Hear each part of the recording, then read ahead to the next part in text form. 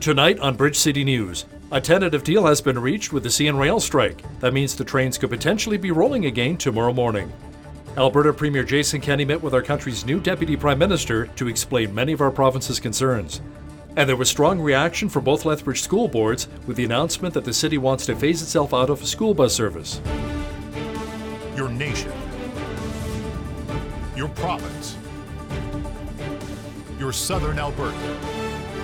From the heart of Lethbridge, it's Bridge City News with Hal Robbins. Good evening. Thanks so much for joining us. A tentative deal has been reached to end the CN Rail strike. The Teamsters Canada Rail Conference says its 3,200 workers return to work this afternoon, and the trains will begin rolling again tomorrow morning. This ends the longest rail strike in 10 years. Details of the deal, which still must be ratified by union members, were not made available. Now, CN's Chief Executive Officer, Jean-Jacques Rouet, also had this to say in a press release earlier today.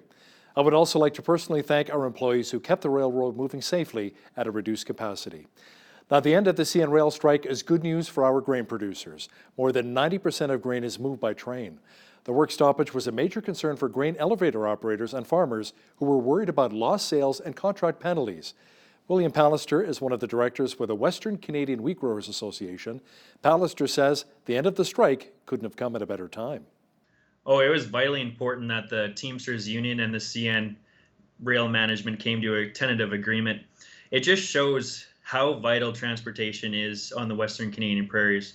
We have no other options to ship our grain, whether it's by truck or any other option. If it ends up at the railway, ends up at the elevator, it has to go by railway to the ports. As you may have heard, this rail strike came on the heels of the toughest harvest on record. Snow, rain, we couldn't get the crop off. Luckily on our farm, we ended up getting the crop off. But now with the CN rail strike, we have a tough time delivering it to the elevator because the elevators are full and the whole lines are backlogged. The whole rail strike just shows how vital transportation is to Western Canadian agriculture. And something that's really hurting us now isn't just the rail strike, but it's the carbon tax on top of the transportation costs. When the carbon tax is added, that comes directly out of our bottom line, and it's not being talked about very much. But the carbon tax has the potential to price producers in Western Canada out of business. Leading Canadian economists said if the CN Rail strike would have lasted up until Parliament reconvened on December 5th, it could have cost the Canadian economy up to $3 billion.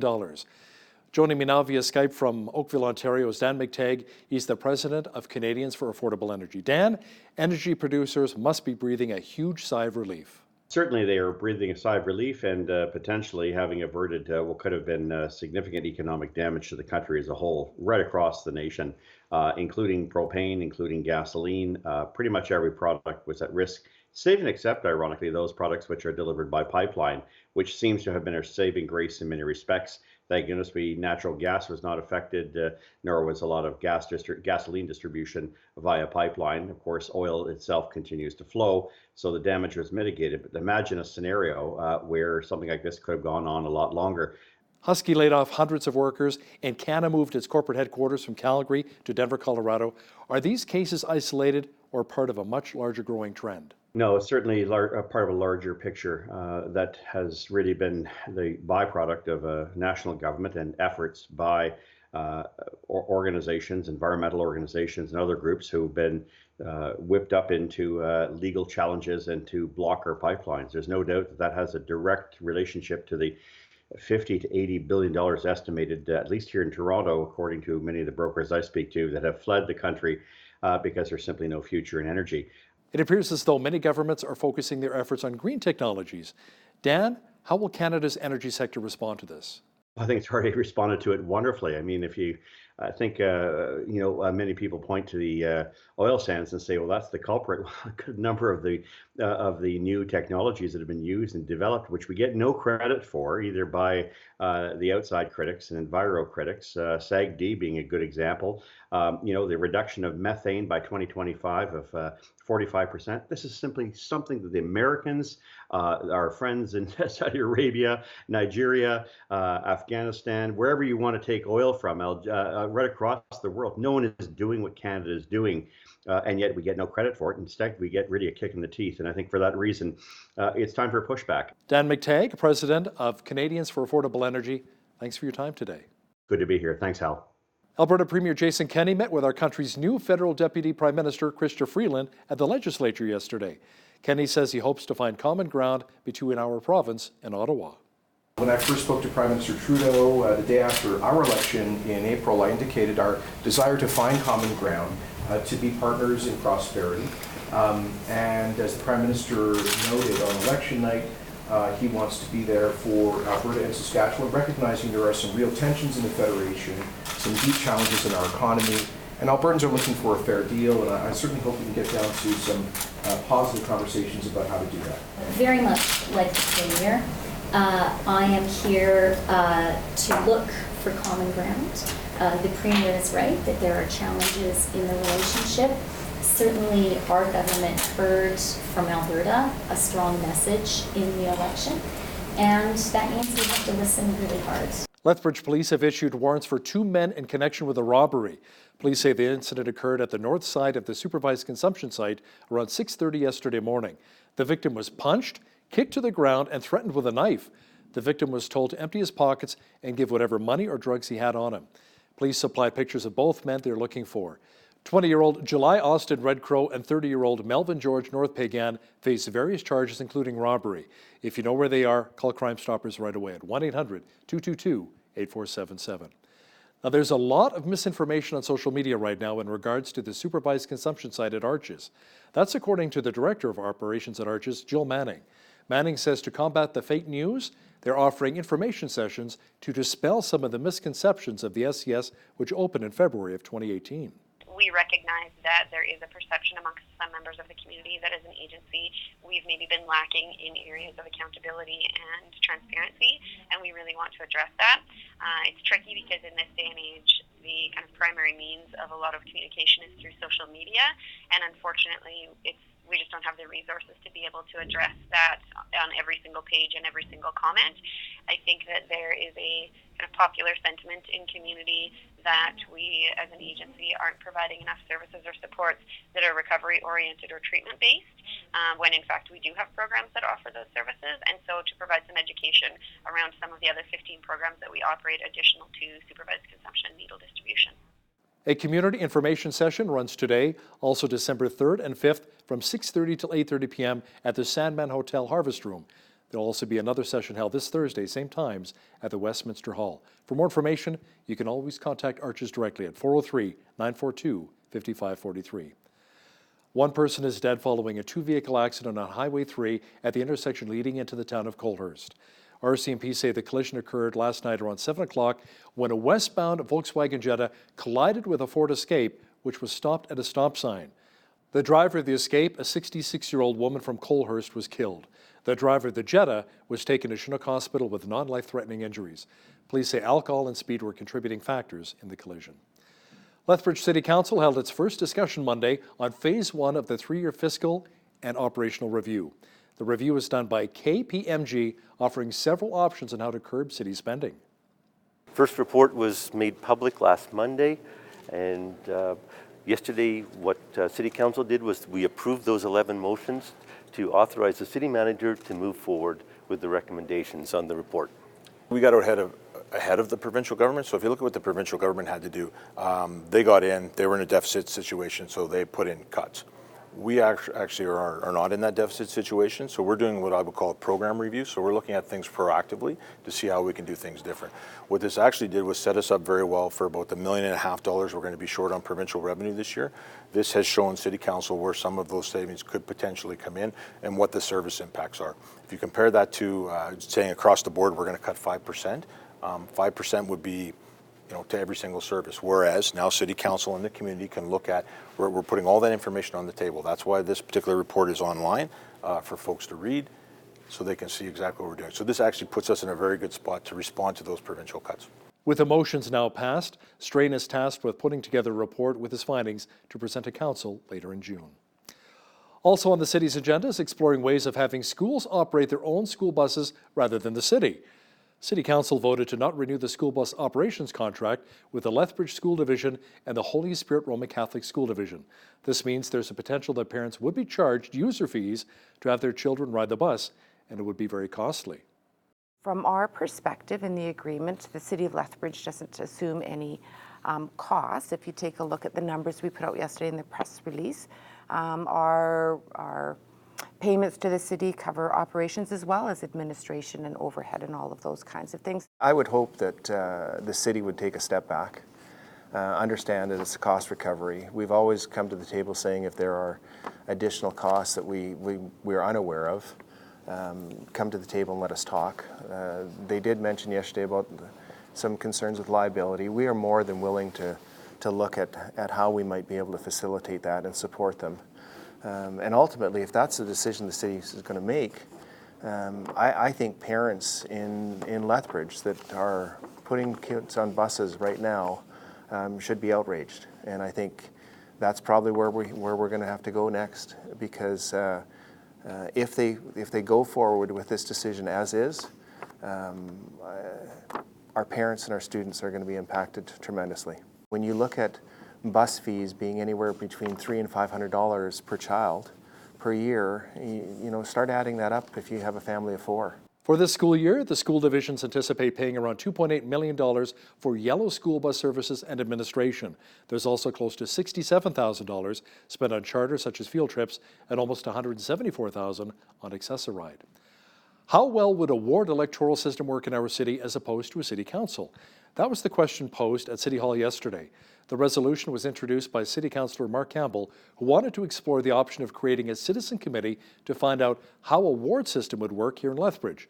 But it would come at a price tag of up to $80,000. The motion was defeated 5-4 because some councillors believe this is the time to be tightening the city's purse strings. There was a recommendation brought forward back budget deliberations back last year where there was talk about implementing a ward system, or at least to investigate into a ward system.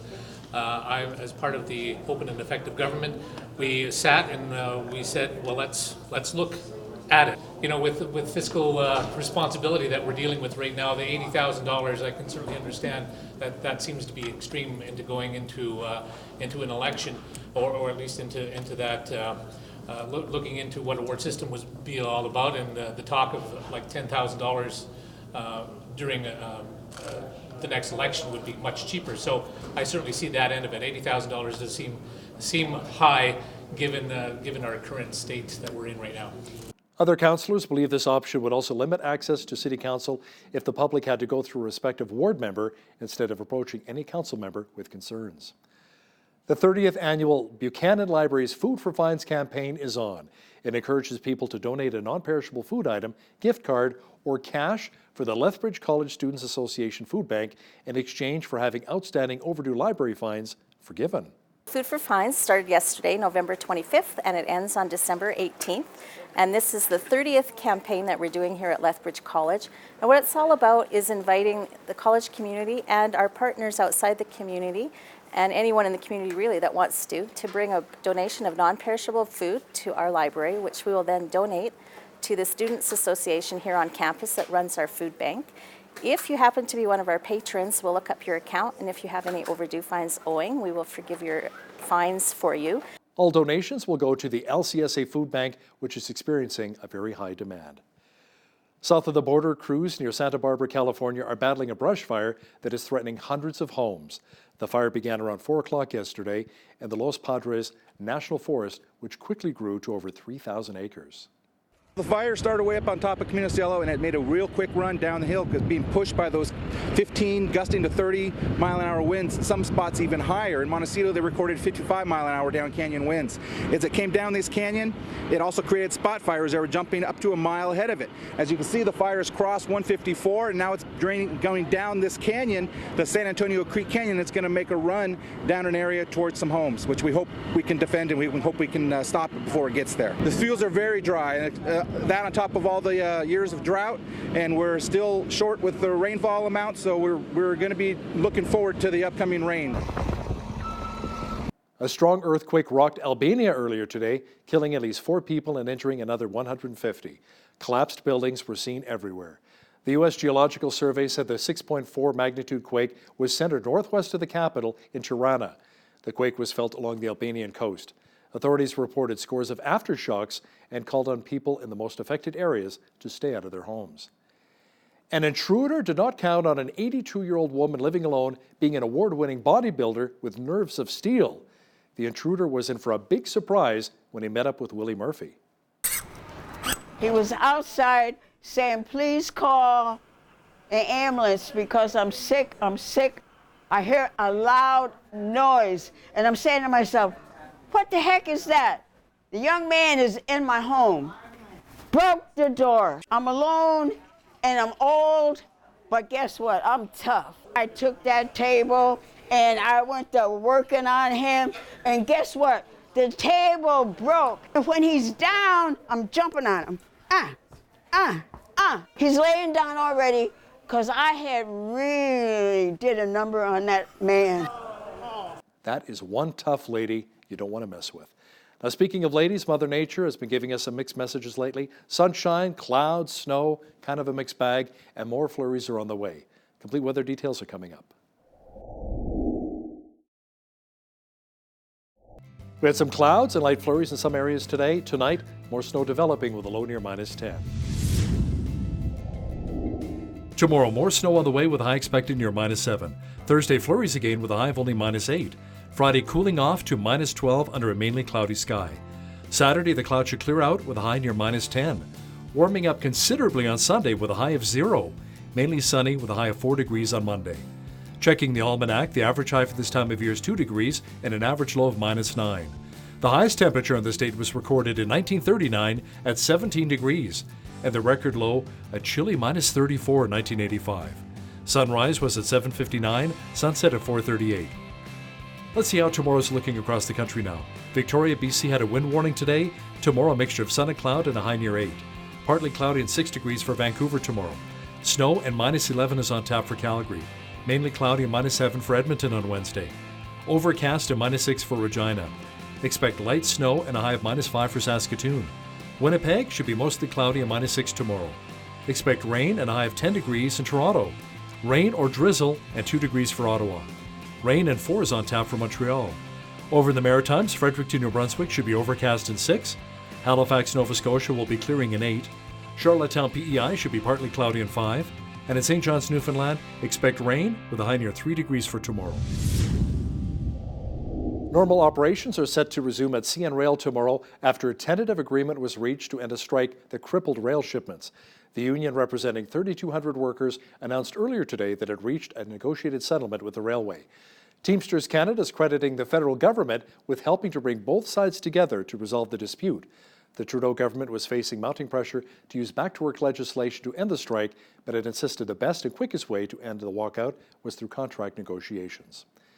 A new report ranks Toronto as the top tech city in Canada, followed closely by Ottawa and Vancouver. The report by real estate services firm CBRE says Toronto added more than 80,000 tech jobs over the past 9 years.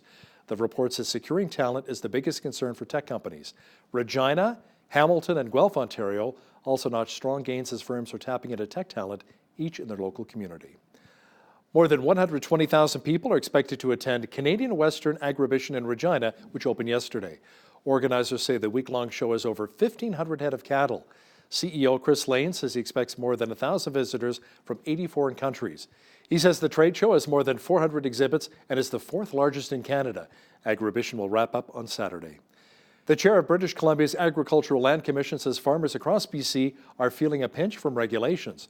Jennifer Dyson says many are feeling regulatory overload, which the ALC is looking to address after consultations across the province. Some farmers have protested changes to a couple of bills which affect secondary land use and dwellings on ALR land. Dyson says the goal is to ensure farms are profitable while abiding by provincial rules and regulations. Now, here's a look at today's markets. The TSX was up 3 points on the day to 17,035. The Dow was up 55 points to 28,121. The S&P 500 was up almost 7 points to 3140. And the Nasdaq was up 15 points to 86.47. Oil was up 31 cents on the day to 58.32 per barrel. Natural gas was down 6 cents to 2.53.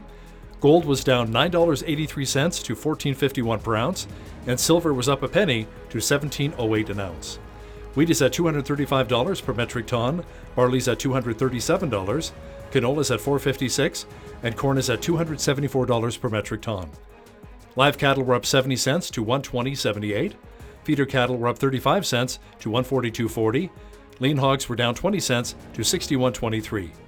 The Canadian dollar was down slightly on the day to 75.34 US. Recapping one of our top stories this hour, a tentative deal has been reached to end the CN rail strike.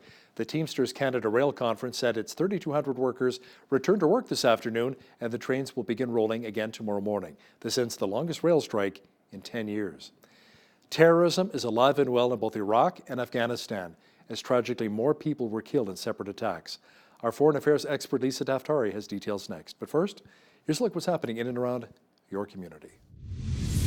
Here's your Bridge City News community calendar. The Downtown Lethbridge BRZ is looking for volunteers to help with the Downtown Holiday Market, taking place Saturday, November 23rd. Volunteers will be assisting with setup and takedown, handing out popcorn and hot chocolate, and the best job of all, helping Santa Claus. For more information, email Tasha at tasha@downtownlethbridge.com. The 15th annual Lethbridge Mayor's Prayer Breakfast is taking place Saturday, November 30th at 9 a.m. at the Sandman Signature Lethbridge Lodge. Put on by the Lethbridge Evangelical Ministerial Association, come join in the gathering to honor and pray for those who have dedicated their lives to the service of our community. Tickets are $20 and can be purchased by calling 403-308-1696 or email mpblethbridge@gmail.com. Make Christmas special for a child in need. Center Village Mall Toy Mountain is accepting donations of new unwrapped toys until December 20th during mall hours. All toys will be distributed through the joint efforts of the Christmas Hope campaign. For details, visit christmashope.ca. Plus, come for the arrival of the big guy himself, Santa Claus, at Center Village Mall on Saturday, December 7th at 11 a.m. And that's your Bridge City News community calendar.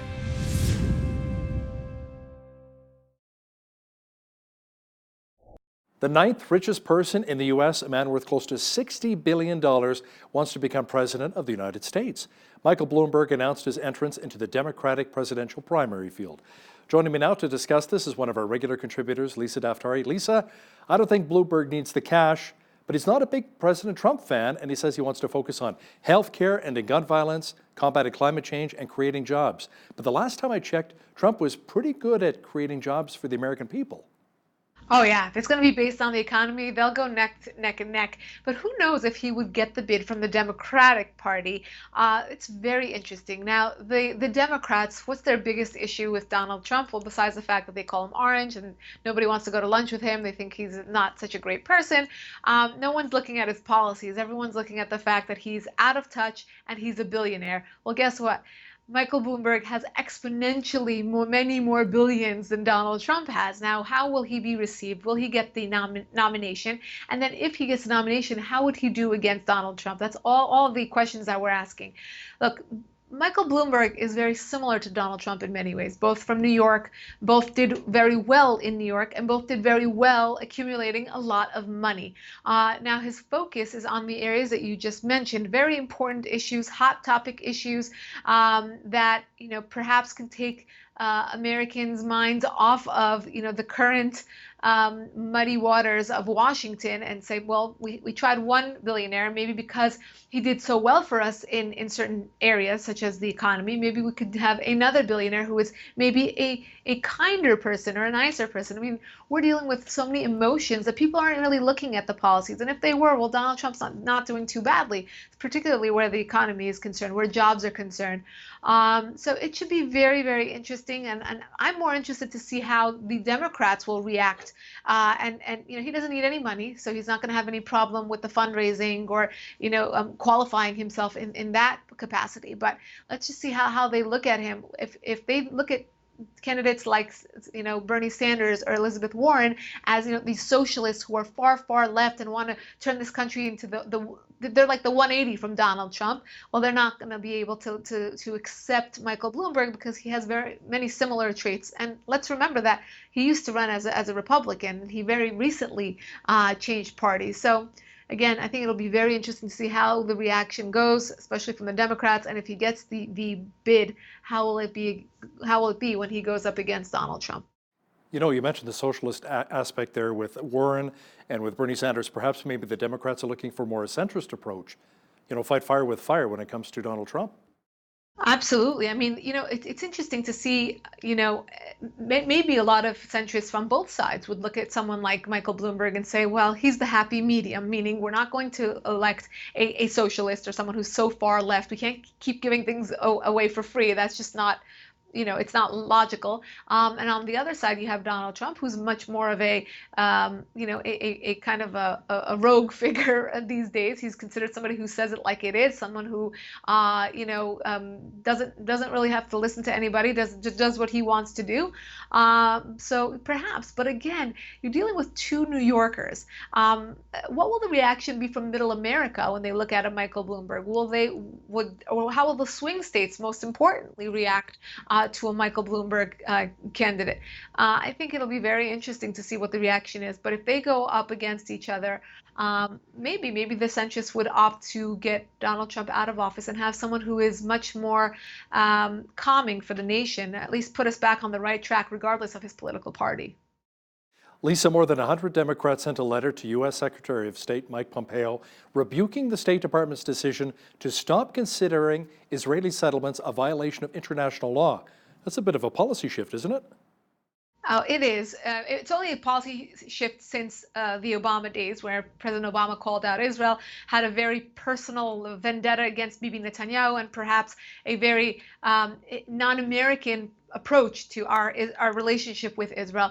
Israel's been in existence over 70 years. The U.S. has been a staunch ally, and both countries have had a symbiotic relationship where the Israelis help the U.S. with security, and the U.S. helps them with foreign aid, of course. And there's many more, obviously, overlaps and parts of their relationship that I'm leaving out, but it's been a very natural relationship and allied relationship between the two. Now, President Obama, in the last hours of his presidency, sought to call out the Israelis, as he did, meddling in the election to oust Bibi Netanyahu, which didn't work, but also to call out the settlements. And now Donald Trump obviously overturned many of those policies of the Obama era, particularly that of being very close to Bibi Netanyahu, moving the Israel embassy from Tel Aviv to the actual capital of Israel, Jerusalem. And now, more recently, Secretary Pompeo coming out and saying, we really don't have an issue with the settlements. And why did he do that?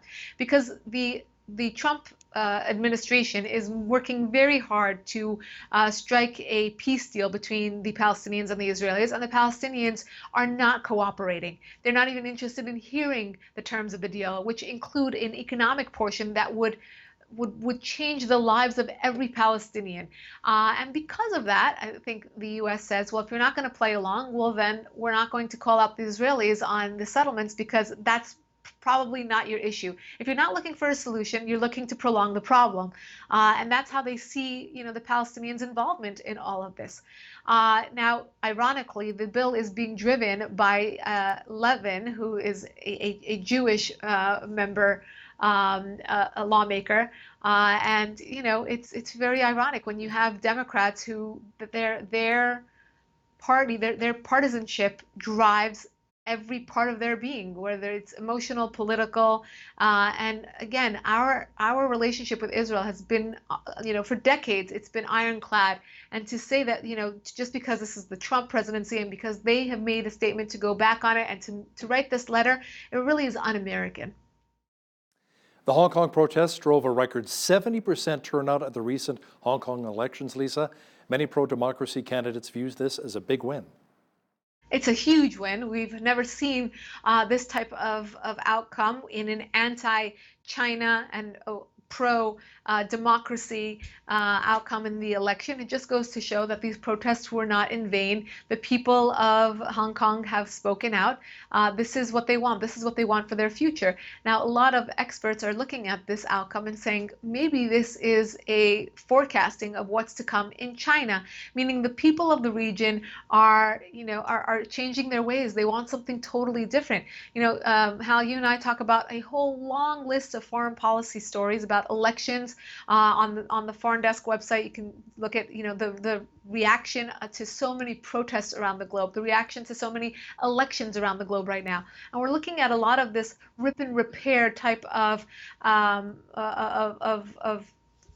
global reactions. It's like a domino effect. Just protests on almost every continent, elections that are being overturned after decades of people of one nation voting one way, now turning. Those nations that have been highly conservative are going towards democracy. Those who have been highly liberal going towards the conservative.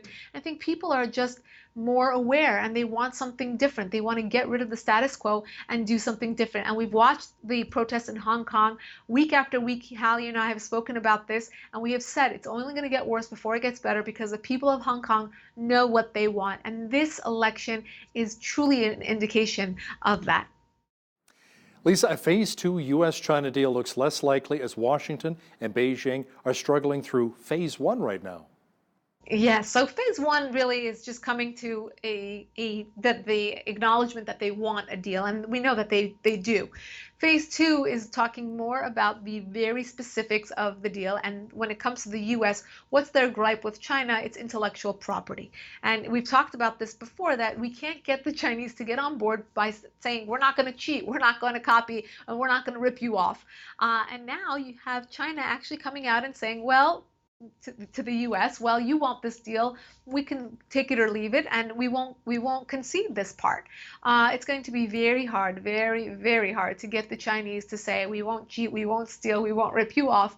And again, Donald Trump looking to do this before the 2020 election. He's looking to ease the tariffs. He's looking to improve our economy. Think about all the imports that come into the West, to the U.S., I'm sure Canada, Mexico, and into our trade circle here, and how it affects all of us in every way, in every sector. So again, this is something that I think China knows Donald Trump wants, and they're going to drive a very hard deal to give it to him. Lisa, in Romania, the country's centrist party got in again. President Klaus Iohannis easily won a presidential runoff vote, crushing his socialist challenger, and the pledge was to restart judicial reform. Yes, how interesting. Hours ago, Secretary Pompeo issued a congratulations to the president of Romania. It's a win, and it's a win not only for this individual, not only for Romania, but a win against socialism and for a centrist candidate who has solid ideas and wants to carry them out. Again, we say, look around the world, look at this, the turning away from these socialist ideals. Why? Because it hasn't worked. Name one country or one instance where socialism has actually worked. Is there one Venezuelan who stands up and says, yes, I highly recommend this? Obviously, people are looking around the world and they want something better, and they want to be pragmatic, and they want to be logical, and they want to have a better future. And I think when they have that opportunity to go to the polls, we're seeing the reality of what people want. And I think this election in Romania paints a clear picture of that. Iran is restoring internet access as the protests in that country subside, but the government, Lisa, is threatening people with more arrests. Yes, this has been a very, very tough crackdown. I've been covering Iran protests, for as long as I could remember. And if you look at the 40-year history of this current government, this theocracy, the mullahs that took over after the Shah's toppling in 1979, there have been protests that have been on the smaller side and ones that have been on the larger, more, with more momentum, like we had in 2009 after the fraudulent election.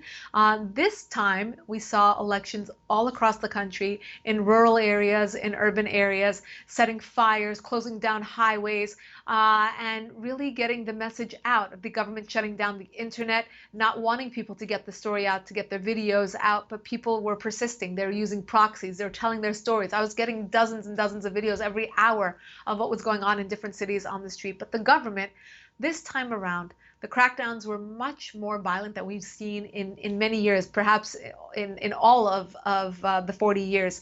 And again, I think that's because the government of Iran has nothing to prove. They have no reason to show good behavior. They didn't show it under the nuclear deal. Why would they show it now when there is no deal in place? And it doesn't look like they're going to get a deal or any mercy from the U.S. or the European allies. They're waiting, they're holding their breath. They were threatening the Europeans to try to get something out of them, but it looked like the the facts were working against them. I mean, those are the inconvenient truths that the Iranians were cheating on the nuclear deal, and it made it a very bad case for the Europeans to try to ignore those facts and to go forward with a more economic-focused deal between the two countries, or I should say the EU, the two bodies, the EU and the IRI, the Islamic Republic of Iran. So I think going forward, the protesters, if they're going to continue this, they're going to face a very bloody response. And I think that the Iranians know that that's the cost that they're going to have to pay in order to overturn this government or to see any solid changes going forward. Sadly, 13 people were killed in southern Iraq during protests there. And in Afghanistan, a UN foreign worker and 8 Afghan soldiers were killed in separate attacks. Terrorism still alive and well in the world. Exactly right. And I think there's no shortage of these types of stories, a shortage of crises. We're looking at these types of stories coming from every single continent. In the Middle East, you're looking at protests in Iraq, in Lebanon, in Iran that have not subsided. I mean, and again, the message is all the same. They want to throw off the influence of terrorism, and the terrorist groups want to influence the people, to get people, to intimidate them, to bring them on board, and use that terror money. And unfortunately, that terror money, that influence is greater than that of the people. But the people are not backing down. They are more in number, but probably diminished in respect to influence and money. And again, you look around in South America, you have protests in a handful of countries. You look at the Middle East, everywhere. It's almost this rip and repair type of policies going forward, and the people are not backing down. They're making themselves known, and I wish there was more coverage. And I thank you, Hal, for bringing attention to so many of these international stories that are not told anywhere else. Especially here in the United States, we're very focused on what people want to prove as being worse than Watergate. But hopefully there will be more attention paid to these stories, because again, our foreign policy here in the West with these countries are being influenced every single day by these types of movements. And when you see, influences like Hezbollah in Lebanon, like the Iranian Basij in Iraq, like the Taliban in Afghanistan, this will affect our national security, and we should wake up to that fact. Lisa, Tesla's Elon Musk has received 200,000 orders for his new Cybertruck, despite a botched debut where the windows were shattered. Did you see that? I did. Thursday night. This is so exciting. I'm surrounded by a lot of Tesla drivers here in my family, among friends, and of course, Southern California, right? It's the right place for it. And everyone was very excited about this debut, and of course, it went a little bit awry. But nonetheless, if you take a look at this tank of a car, you can basically take a sledgehammer, from what I'm told, you can take a sledgehammer to it and it will not dent the very special metal that this car is constructed with.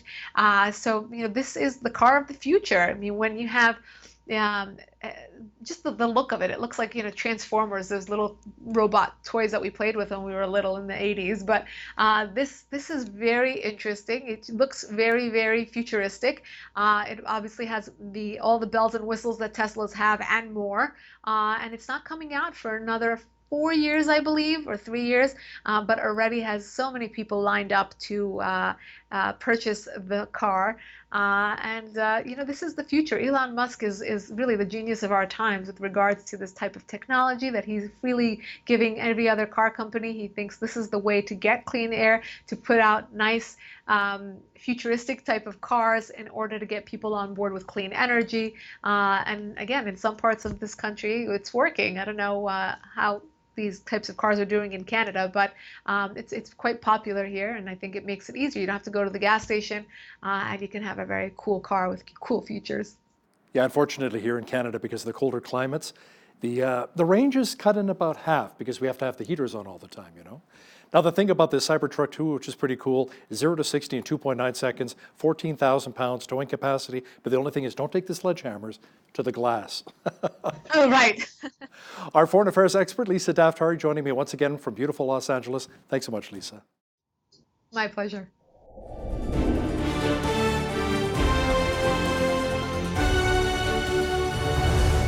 Much of our last federal election focused around climate change and how to fight it.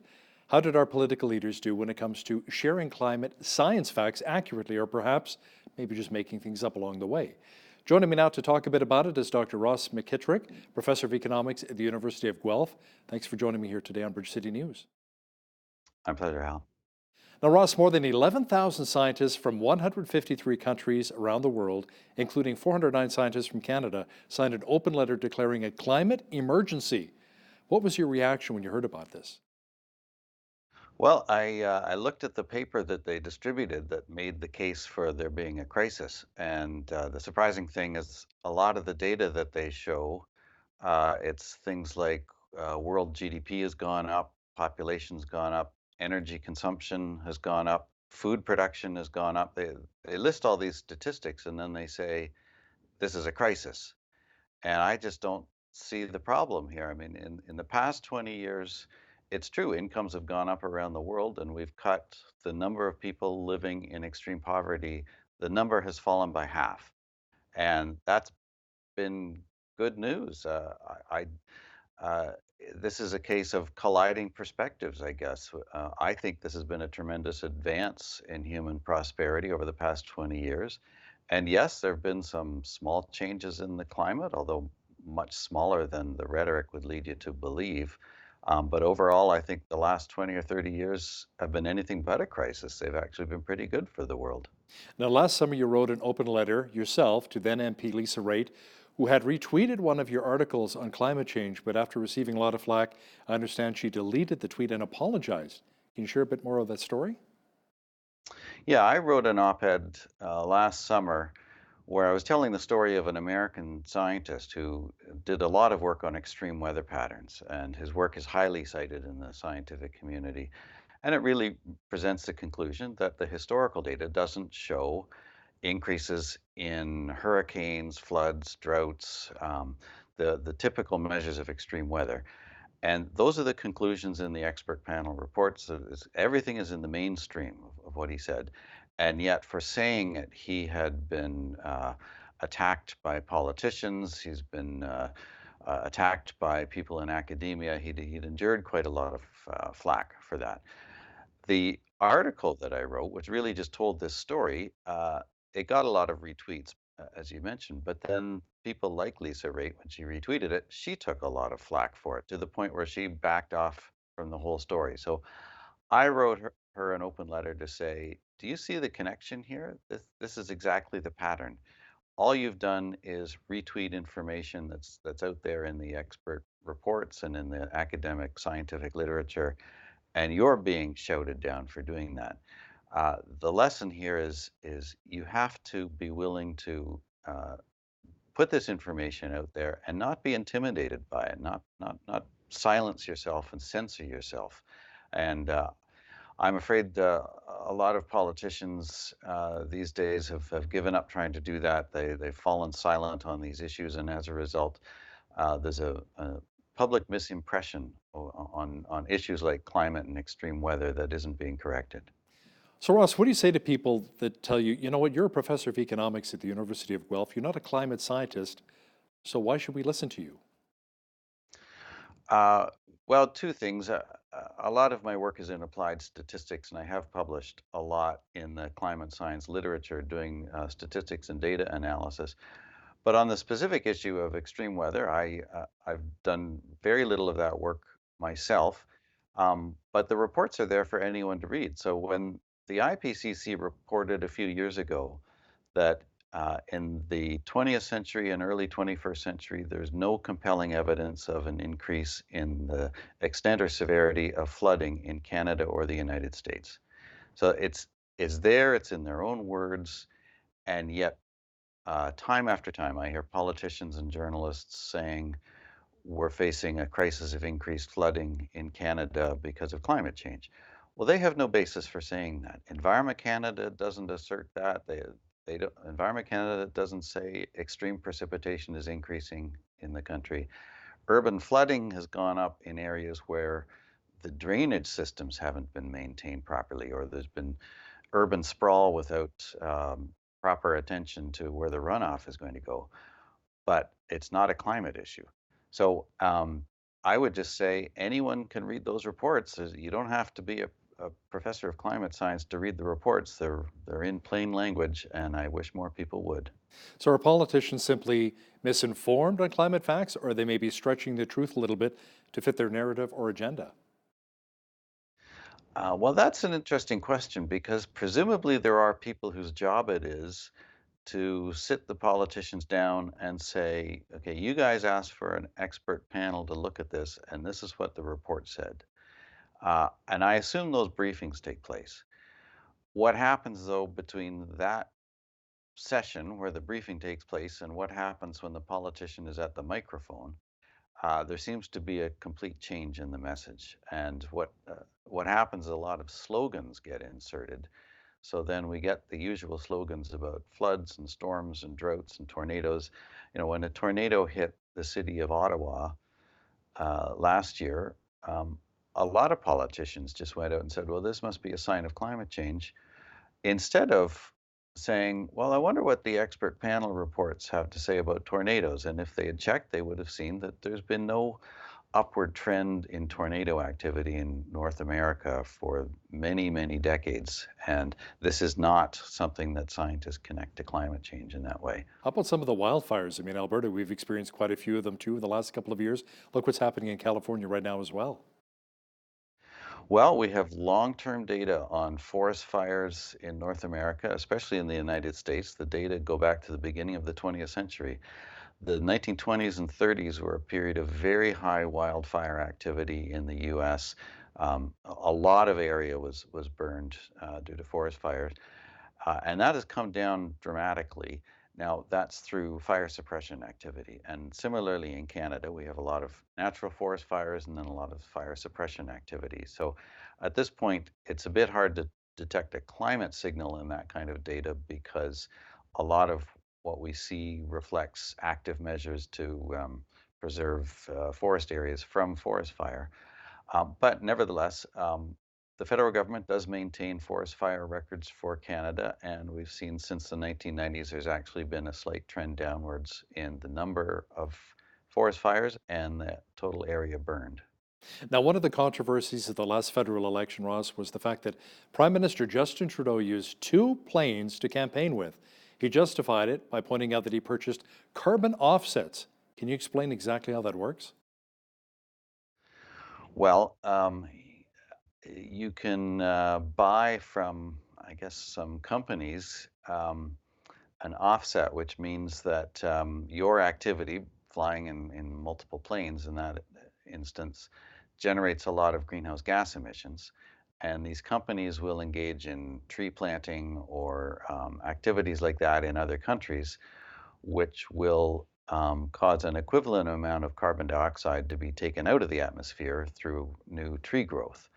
Now, can you really be sure that they do what they say they're going to do? Well, it's anyone's guess. I mean, these carbon offset businesses, it's a convenience for people in the West, like celebrities with giant yachts and private jets that want to fly off to their conferences to talk about the climate crisis. And then when it's pointed out to them that that's kind of hypocritical what they're doing, they will then say, well, I bought carbon credits. So okay, fine. If we all want to live by the fiction of these climate offsets and carbon credits, then it's an easy way out.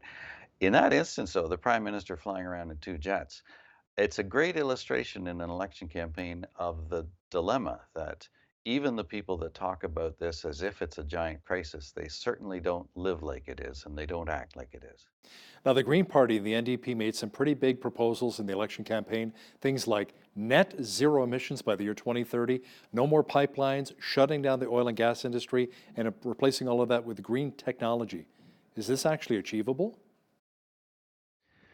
Well, anything is achievable if you're willing to impose drastic hardship on people.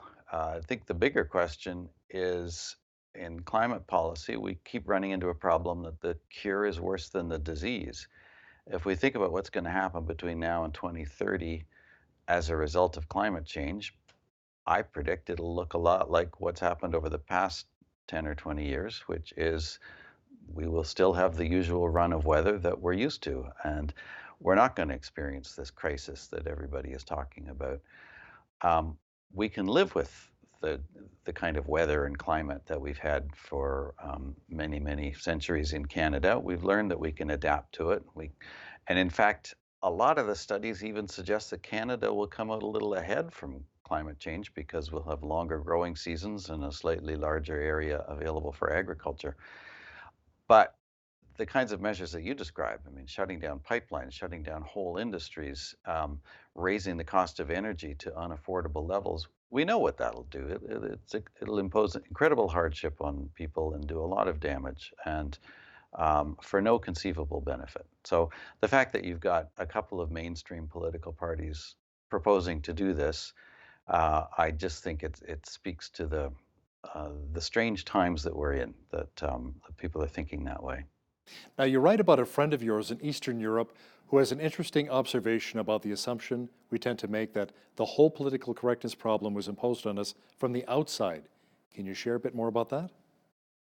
Yeah, so at the time of the controversy about the newspaper article, this was a friend of mine who was chatting with me, and he said this whole climate issue reminds him of growing up in Eastern Europe and the heavy hand of political correctness that they lived with under the Soviet system, and everybody was afraid to say anything. And then he added this point that people think that it was imposed on us from the outside. In the country that he was in, it was quite onerous and oppressive what they had, but he said it wasn't imposed on us from the outside. We imposed it on ourselves. He said at a certain point, people just stopped being willing to talk about the issues that were there in front of them, and so it was his way of encouraging me to write the kind of article that I had, and also to I think express his feeling that this is the danger, that if people stop talking about these issues honestly, then we end up imposing political correctness on ourselves, and we saw how badly that went for people in Eastern Europe. Some people believe that climate change is a result of human interaction or what humans have been doing on this planet. Other people say, no, it's cyclical, it's Mother Nature, it's quite common. Where do you stand on that issue?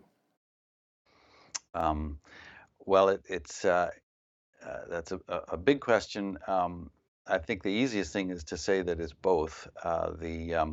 We have changed the amount of CO2 in the atmosphere over the past century at a fairly rapid pace, reflecting the widespread use of fossil fuels. And so in principle, we should expect that that's going to have an effect on the climate system. Is it a big effect or a small effect? I'm very familiar there with the arguments on each side. And I think there's a lot of evidence, including a lot of new evidence that's just come out in the last few years, that the effect is on the small side of what climate models predict. And the other question, is it harmful or not? Is it good or bad for the economy as a whole?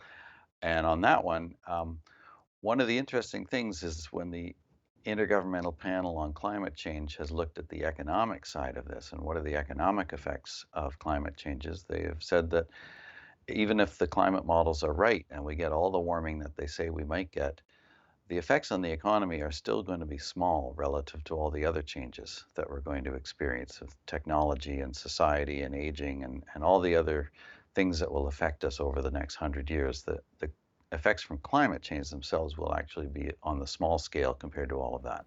So what are your thoughts on the teenage Swedish climate activist Greta Thunberg, who came to Canada recently saying we have to do our part when it comes to climate change? Well, I think her message was quite a bit more radical than that, because we could say we actually have already been doing our part about climate change. I'm really puzzled by that whole movement. I mean, to the extent that I've looked at the things that she's saying, it's kind of boilerplate environmentalist scold material. It's just everything you do is wrong and you should feel badly about it, and nothing you could ever do would be enough for someone like that. And she seems to have an enormous organization behind her. I don't know, or maybe it's all organic and it's just a grassroots campaign, but people seem awfully receptive to a message that to me doesn't make a whole lot of sense, and I think is actually advocating ideas that would be very harmful if they were implemented. A question I would have for someone like Greta Thunberg is, over the past 150 years, we've used a lot of fossil fuels. At the same time, we've made life better for billions of people around the world. Should we undo all of that? If you could go back in time, would you have prevented all this fossil fuel consumption from having taken place and leave people in the pre-industrial poverty that we had? I mean, what exactly do you want here? Do you want people to go back to the kind of desperate poverty that we had in the centuries leading up to the Industrial Revolution? I'll hook you two up so you can have that conversation. Dr. Ross McKittrick, Professor of Economics at the University of Guelph, thanks a lot for your time today. My pleasure. On behalf of all of us here at BCN, I'm Hal Roberts. God bless. Thanks so much for watching.